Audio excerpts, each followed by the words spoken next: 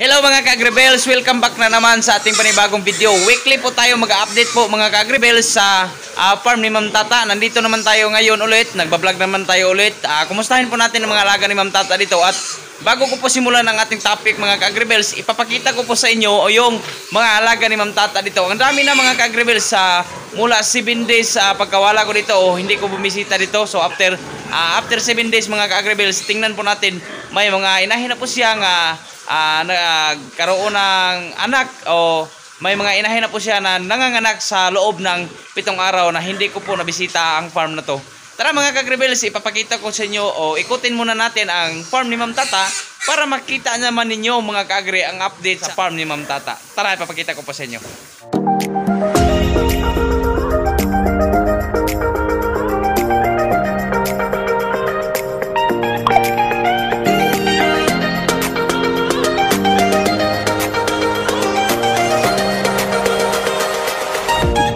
So dito po natin simulan mga ka-Agri-Bells ang mga biik ni Ma'am Tata bagong walay. Kaso may isa po mga ka-Agri-Bells ayan. So nagkaroon po ng pagtatae. So ngayon may gamot naman tayo nga iturok dyan mga ka-Agri-Bells. Sa sinabi ko po sa inyo kanina mga ka-Agri-Bells, ayan po marami na po mga biik si Ma'am Tata dito na bago na pong pinanganak. Ayan. So ayan na po mga ka-Agri-Bells. Ayan, bagong walay. So, humingi po sila ng pagkain. So, dito po mga ka-Agri-Bells sa mga inahin po ni Ma'am. Ayan. So, dito po natin tiningtingnan. Ayan. Marami pong inahin si Ma'am dito. Tapos, ayan po, natutulog po yung iba. Sabi, isa lang po ang nagising. So, hindi po tayo palaging magingay dito, baka magalit po yung iba. So ayan po mga ka-Agri-Bells ang mga inahin niya. At saka doon sa kabila nandun po si Juan, yung breeders ni Ma'am. Dito po mga ka-Agri-Bells sa mga biik na bagong pinapanganak. Yan, yung iba medyo malaki na. Tapos ito po winawalay na po. Ito po mga ka-Agri-Bells, malapit na po itong winawalay yan. Yung inahin na ayan.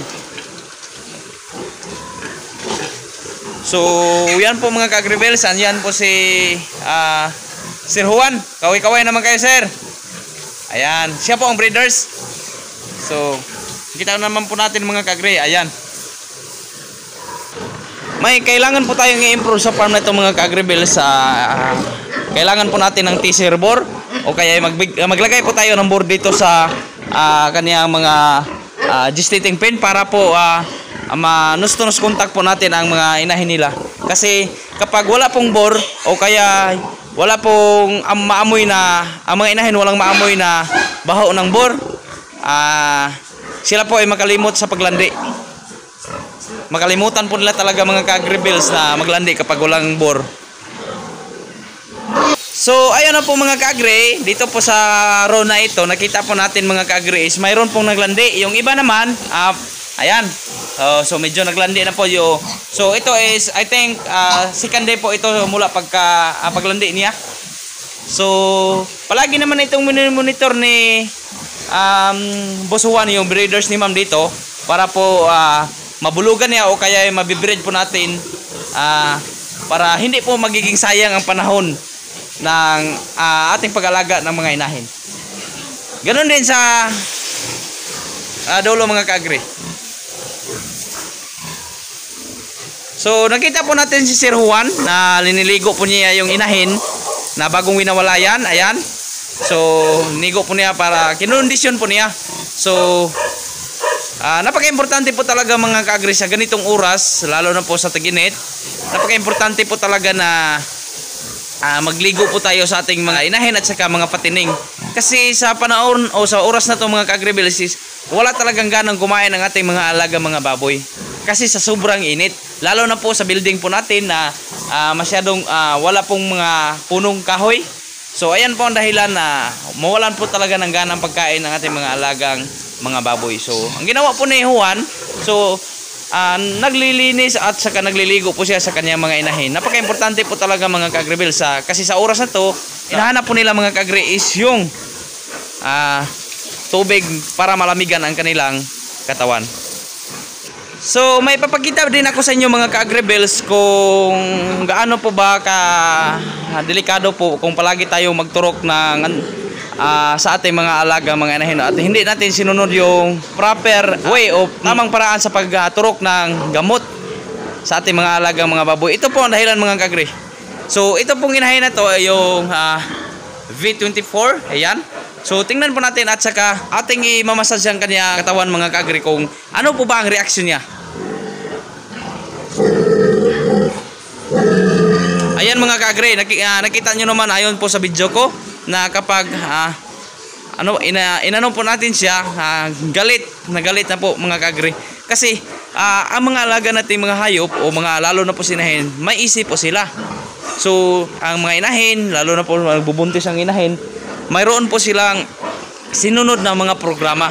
So kapag ginamitan palagi natin sila ng injection, so galit, may halong kaba po sila. So sobrang delikado po yan mga ka-agri. Lalo na po halimbawa, mayroon pong inahin dito na buntis, tapos takot at galit po sila sa karayom. So pag inject po natin, takot at galit po sila, is makakos po niya ng pagkalaglag sa kanilang binuntis.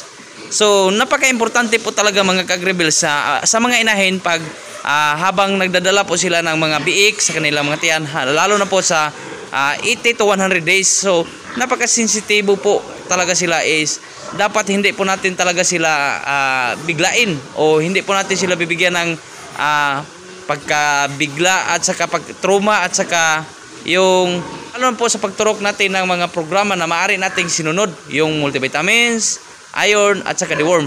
So ngayon mga ka-agribils, maliban po dyan, mayroon pong isang inahin po si Ma'am Tata dito.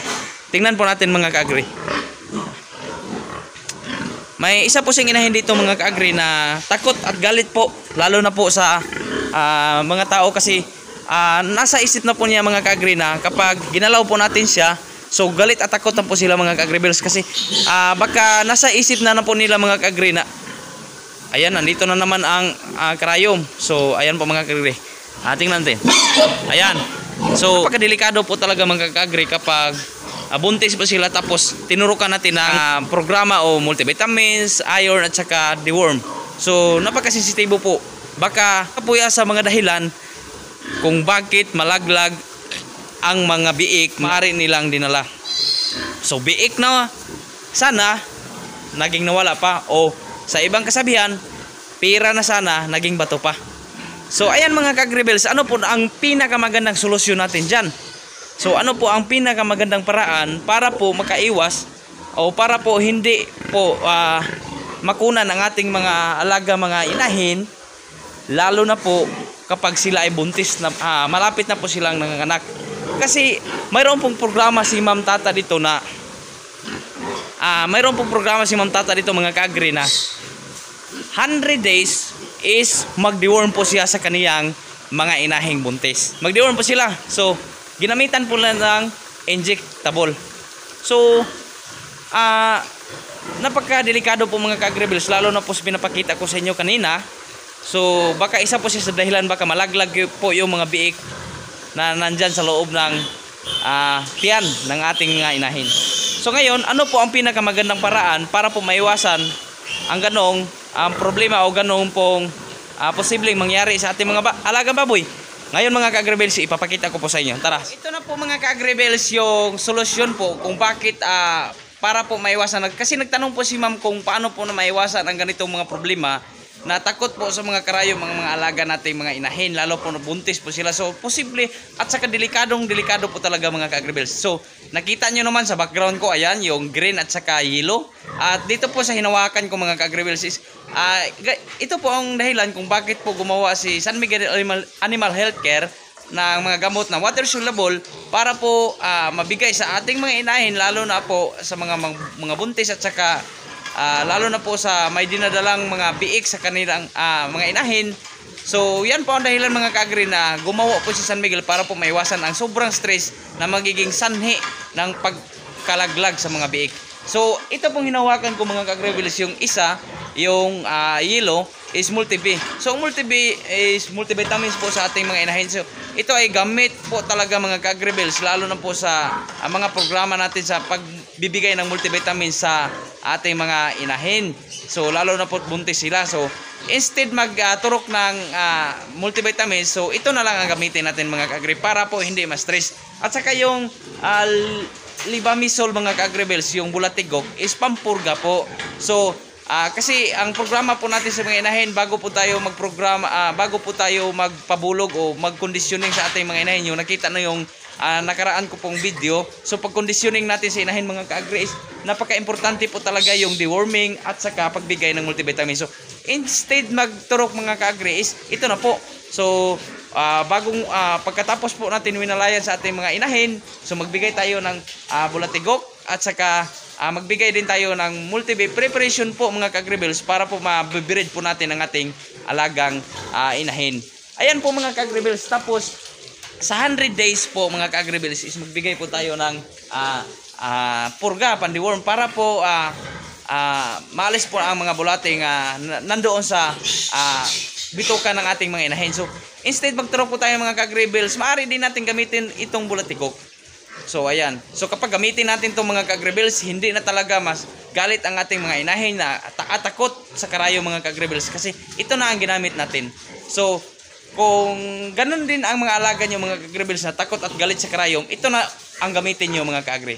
So ayan na po mga ka-agribills, marami na po tayong nausapan, marami na po tayong topic na maaari nating ginawa dito sa farm ni Ma'am Tata at saka binisita po natin. So maraming salamat mga ka-agribills sa palagi nyo panonood. Maraming salamat talaga sa mga suportan nyo at parang kalimutan mga ka-agri sa pag-subscribe sa aking YouTube channel kung gusto mo sa ganitong mga klaseng topic. So marami pa po tayong pag-usapan mga ka-agribills sa aking vlog. Medyo mahaba na po yung pinag-usapan natin. So yung iba sa susunod naman. So huwag kalimutan mag-subscribe mga ka-agribills at abangan nyo po mga video ko at abangan nyo po mga bago kong mga upload tungkol po sa kalaman sa pag-alaga ng mga baboy. Maraming salamat mga ka-agribills, hanggang sa susunod.